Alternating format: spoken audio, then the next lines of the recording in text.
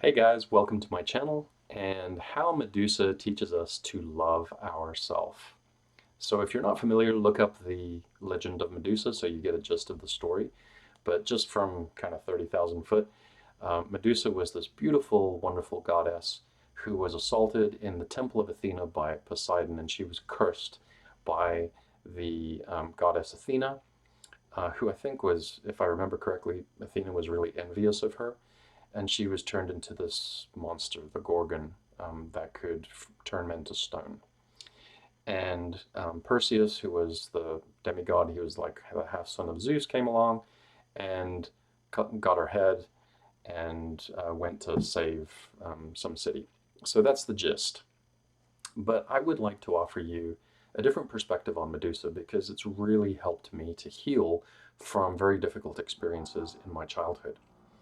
And the way I view Medusa is she is that aspect of ourselves that it's like the traumatization of innocence. She is the embodiment of our innocence that has been, you might say, abused by life, or if you've had a really awful experience that happened to you, abused by those experiences. But she is the embodiment of the traumatization of innocence in my mind.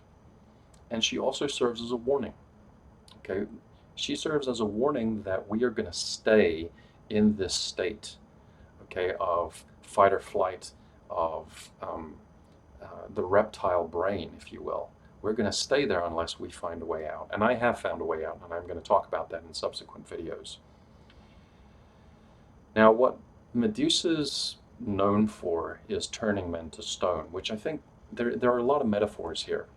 Okay, turning men to stone is like freezing eros. Life can't continue. Okay, and we see that in people repeating patterns, right? Stuck in the same loop, right? Pattern after pattern, repeating it again and again and again. That's what freezing eros looks like. Okay, life won't let us continue until we've dealt with a particular issue. Now, there's a reason Medusa is a reptile. There's a reason she's a snake. Okay, the reptile brain. The reptile brain deals with survival, fight, flight, freeze. Okay, that's what Medusa does. Is she freezes men. She turns men to stone. And so this is a metaphor for being stuck in the reptile mind, which anyone who has experienced traumatic experiences will tell you they feel like they're in survival. Okay, and when you're in survival, you can't really love or be loved. And that was the curse that the goddess Athena put on Medusa, is that she would not be able to love or be loved for the rest of her days. She is the embodiment of what happens when we are stuck in our reptile brain, our survival response, and we are oscillating between fight, flight, and freeze. Now, this is represented in polyvagal theory, and if you're not familiar with polyvagal theory, I'm going to do some videos on that too. This is incredibly helpful to understand the dynamics within ourselves, because what's being represented here is a metaphor for what's happening in our brain and our central nervous system and our bodies. Okay, so let me give you an example of what I view as a Medusa. Okay, so for example, it could be pornography. Okay, it could be a narcissist. Okay, or an abusive spouse or parent or boyfriend, girlfriend, whatever. Okay, so these are an example of a Medusa. It's really something that we are investing our energy in, our attention in, something that can't tell us who we are. We just continue to give. We're searching in the darkness for ourselves, for something that's going to tell us who we are. It's going to reflect back to us our worthiness, our divinity, our lovability, our attractiveness, some aspect of ourselves. You know, it could be work. Some people have an attitude or a posture towards work whereby they derive something that tells them about themselves. It could be money, power, success. It could tell them they're worthy. It could tell them that they're lovable or more attractive. But what ends up happening when that innocence gets traumatized is that, in my view, there's some sort of dissociation that happens. And we then are reaching outside of ourselves for something to tell us that we're good enough, or that that aspect that was traumatized, that we're looking to close the loop. We're looking to right the wrong. We're looking for something outside of ourselves to rectify what was traumatized and what was hurt.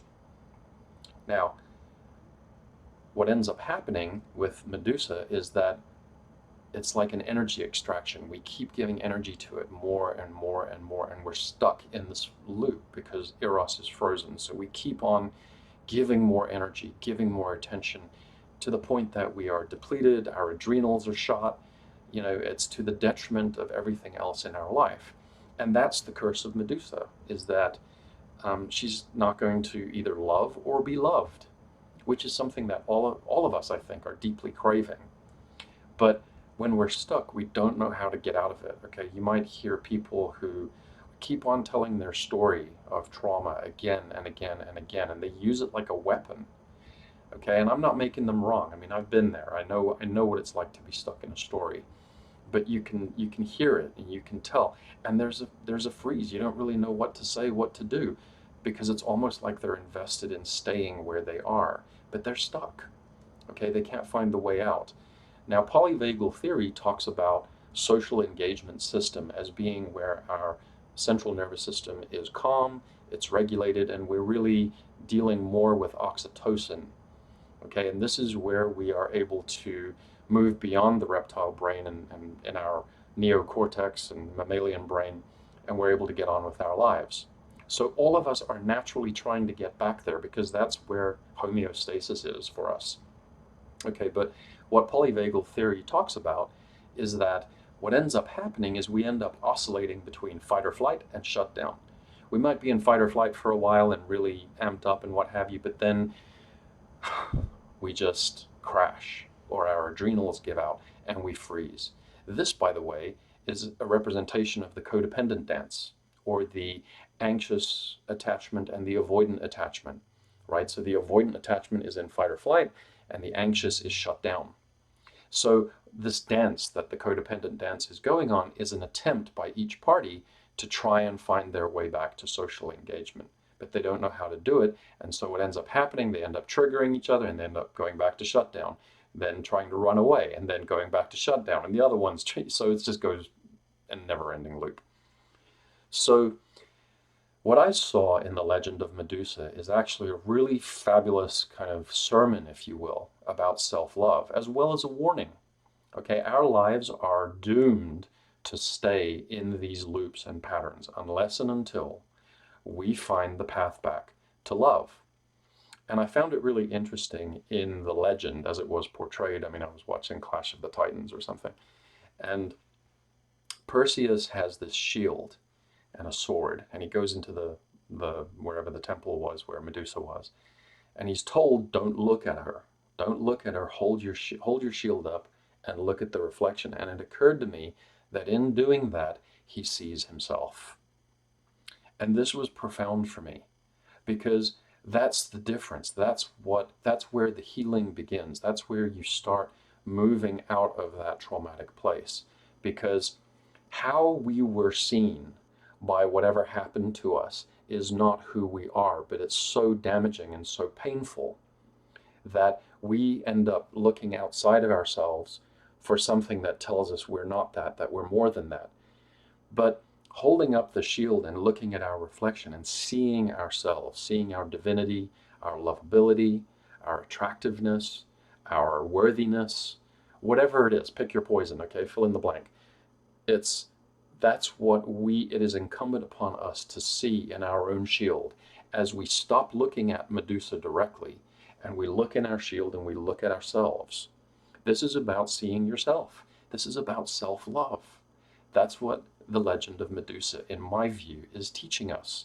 It's saying that in order to not be turned to stone, okay, so in order not to get stuck in these patterns, what we have to do is continually look in our shield, hold our shield up and not look at Medusa, and look at ourselves. And so what does that look like? What do I mean? Okay, I don't want to get too esoteric here. But if we got the message that we weren't safe as a kid, we're going to go through lives with safety being the primary directive, like I've got to have safety. But in doing that, we are actually leading with the belief that we're not safe. That's the rub. That's the rub. So we end up going through life creating less than safe circumstances because that's the belief that we imbued when we had these, or we internalized, I should say, when we had that particular traumatic experience. So how do we get to the point where we move through life from a safe place? I'm going to talk about how we regulate our nervous system. I'm going to talk about how we come home from this dissociated place. Okay, how do we make it safe here? Okay, before we move out into the world, and we're not going out in the world looking for safety, which by implication means that the world is dangerous and not safe. You see, this is the pattern that people get stuck in. And this is why I've come back to Medusa time and time and time again, because it's such a powerful teacher. Medusa is something in all of us, whether we're men or women, it doesn't matter. Okay, the gender is not what's relevant to me. What's relevant to me is that she is this part of us that is our innocence that has been hurt, and we internalized messages from that. And if we go out in the world with those internalized messages, we are doomed to repeat those cycles and repeat those struggles on and on and on until we wake up and we realize that we're in our reptile brain and our call is to come home. It's to come home to our heart, come home to our body, to use embodiment practices, to eat right, to do what to. There's a whole host of things that I'm going to be sharing. But this is about self-love. It's about coming home. So I hope you followed me here. I kind of have put a lot in this, but this lesson of Medusa, I would like you to consider what Medusa is representing, because a lot of this legend is about metaphor, and it's metaphor that pertains to all of us. And it's actually really encouraging, I found, because it all points back to love, how to love ourselves, how to not look outside of ourselves for something to tell us that we're worthy and that we're lovable, but how to bring it home, how to come home, how to be embodied, how to bring love back. So thanks very much for watching. Please like and subscribe, and I'll see you in the next video.